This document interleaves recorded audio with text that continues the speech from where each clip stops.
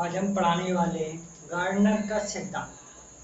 Gardener का सिद्धांत पढ़ाने वाले हैं। आज की क्लास आपको ये पसंद आए तो चैनल को सब्सक्राइब कर देना और लाइक और शेयर कर देना। अब आते हैं अपने टॉपिक पर। तो आज का टॉपिक है गार्डनर का सिद्धांत। जिन्होंने एक सिद्धांत दिया था जिसका नाम था बहुबुद्धि का सिद्धांत। कौन सा सिद्धांत? बहुबुद्धि का सिद्धांत देने वाले गार्डनर थे। ये क्वेश्चन सभी एग्जामों में सीटेट, रीट, एमपीटेट, यूपीटेट सभी टेटों में ये क्वेश्चन पूछा जा चुका है कि गार्डनर ने कौन सा सिद्धांत दिया था। तो बहुबुद्धि का सिद्धांत। या फिर ऐसे पूछा जाता है कि बहुबुद्धि का सिद्धांत किसके द्वारा दिया गया। तो बहुबुद्धि का सिद्धांत देने वाले थे गार्डनर। बहुबुद्धि का सिद्धांत देने वाले गार्डनर थे। बहुबुद्धि का सिद्धांत गार्डनर ने दिया था और 1983 में बुद्धि को 7 भागों में बांटा। कितने? 7 भागों में। 1983 में गार्डनर ने बुद्धि को 1983 में बुद्धि को 7 भागों में बांटा।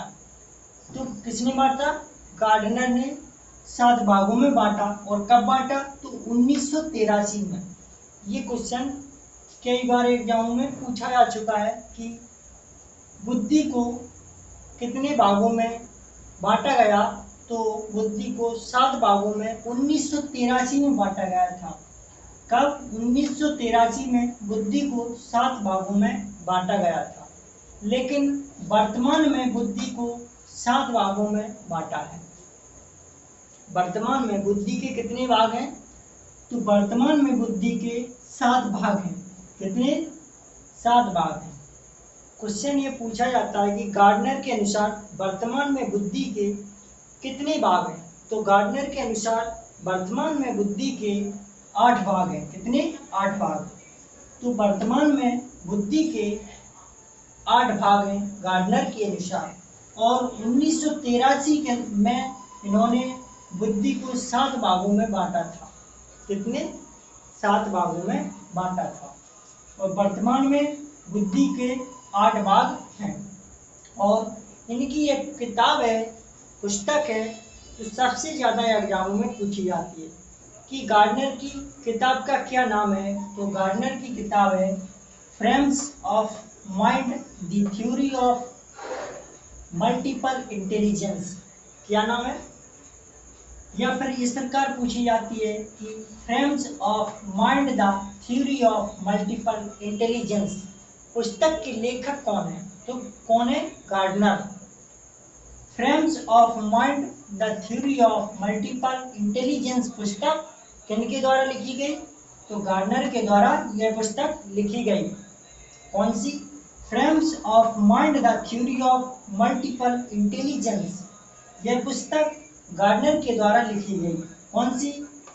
गार्डनर के द्वारा कौन सी किताब लिखी गई जिसका नाम था frames of mind, the theory of multiple intelligence.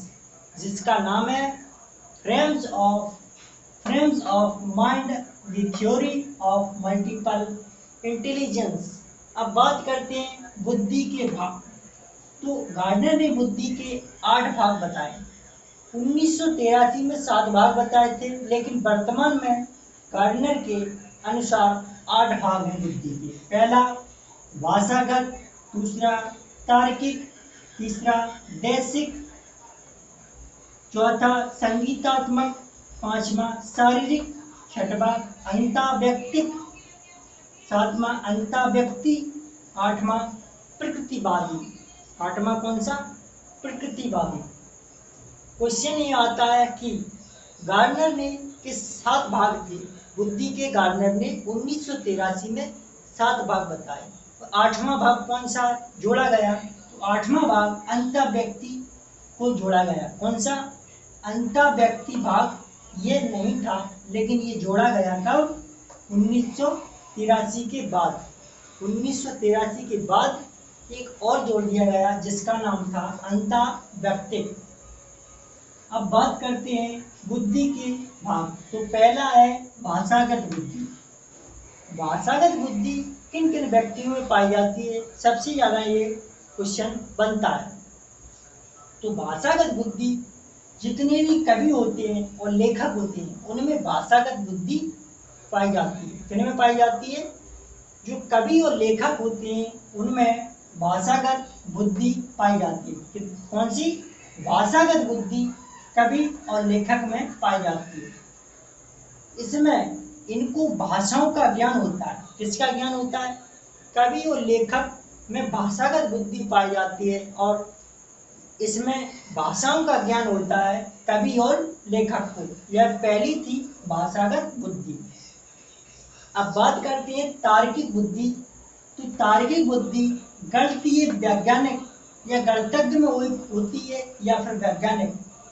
तार्किक तार्किक सोच किन में होती है?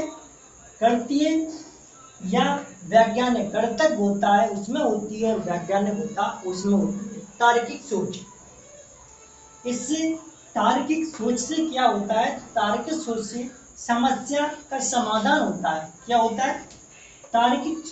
तार्किक सोच से समस्या का समाधान होता है। तार्किक बुद्धि से समस्या समाधान होता है। और तार्किक बुद्धि किन में पाई जाती है? तो गणितज्ञ और वैज्ञानिक दोनों में तार्किक बुद्धि पाई जाती है। और तार्किक बुद्धि से क्या होता है? तो समस्याओं का समाधान हो जाता है। तीसरी है देशिक बुद्धि। तो देशिक बुद्धि किन में पाई जाती है? देशिक बुद्धि जो विमान चालक होते हैं और चित्रकार होते हैं उनमें देशिक बुद्धि पाई जाती है। कौन सी बुद्धि? देशिक बुद्धि किन में पाई जाती है? तो देशिक बुद्धि विमान चालक और चित्रकार दोनों में ये देशिक बुद्धि पाई जाती है। देशिक बुद्धि से क्या होता है? मस्तिष्क में वो कंट्रोल या मस्तिष्क को रखता है स्थिर। क्या रखता है? मस्तिष्क को स्थिर रखता है, इसलिए उसमें कौन सी बुद्धि पाई जाती है? देशिक बुद्धि।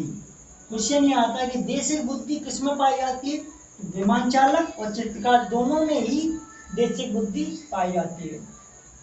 और देशिक बुद्धि से क्या होता है? तो मस्तिष्क में रखता है।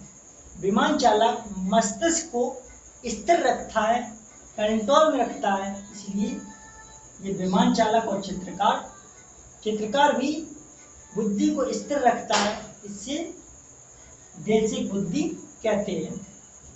चौथी है संगीतात्मक बुद्धि। कौन सी? संगीतात्मक बुद्धि। चौथी बुद्धि संगीतात्मक बुद्धि किसमें होती है? संगीतकार में होती है। किसमें होती है? संगीतात्मक बुद्धि होती है संगीतकार में।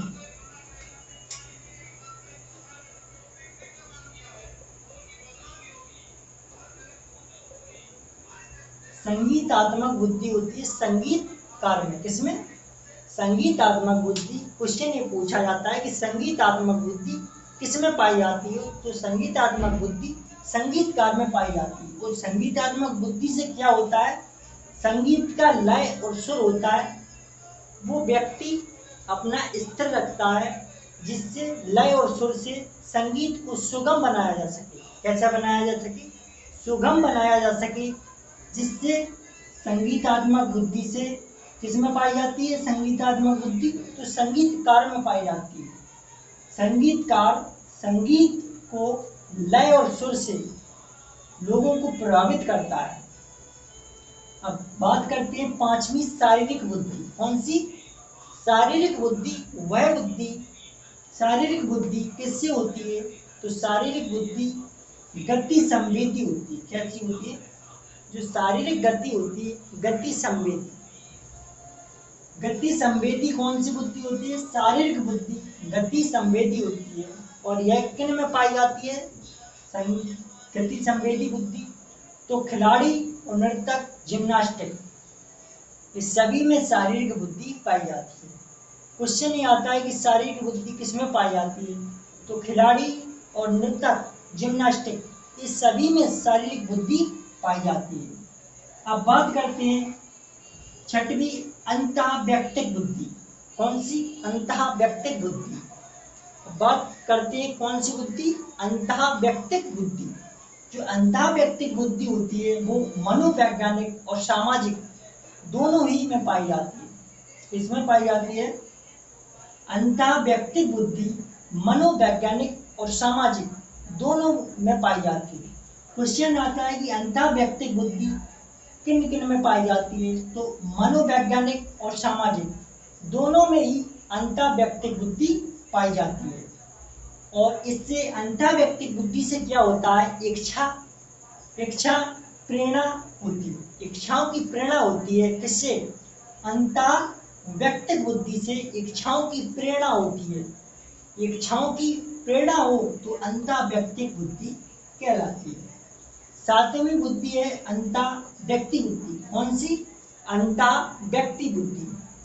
अब बात करते हैं अंतःव्यक्ति बुद्धि की, तो यह दार्शनिक में पाई जाती है। किसमें, अंतःव्यक्ति बुद्धि दार्शनिक में पाई जाती है। किसमें, दार्शनिक में पाई जाती है।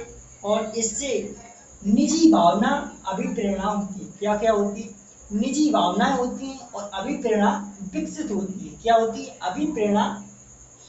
अभिप्रेरणा विकसित होती है और निजी भावनाओं में, किसमें, निजी भावनाओं में अभिप्रेरणा विकसित होती है। अंतःव्यक्ति दार्शनिक में पाई जाती है। आठवीं बुद्धि है प्रकृतिवादी। कौन सी, प्रकृतिवादी। आठवीं बुद्धि प्रकृतिवादी जो वनस्पतिक होते हैं और वातावरणीय विशेषज्ञ होते हैं, उनमें प्रकृतिवादी बुद्धि पाई जाती है। कैसी बुद्धि, क्वेश्चन ये आता है कि प्रकृतिवादी बुद्धि किन में पाई जाती है, प्रकृति बुद्धि कौन कौन से व्यक्तियों में पाई जाती है। तो प्रकृतिवादी बुद्धि वनस्पतिक और वातावरणीय विशेषज्ञ होती हैं, उनमें प्रकृतिवादी बुद्धि पाई जाती है। कौन सी बुद्धि, प्रकृतिवादी बुद्धि वनस्पतिक और वातावरणीय विशेषज्ञ होते हैं, उनमें प्रकृतिवादी बुद्धि पाई जाती है। प्रकृतिवादी बुद्धि से होता क्या है, तो प्रकृति का वर्णन करते हैं। क्या करते हैं, प्रकृति का वर्णन किया जाता है प्रकृतिवादी बुद्धि में। तो आज का ये था गार्डनर का बहुबुद्धि का सिद्धांत। तो आपको ये क्लास पसंद आई हो तो चैनल को सब्सक्राइब कर देना और लाइक और शेयर कर देना। कल फिर मिलते हैं अगली क्लास में, तब तक के लिए धन्यवाद।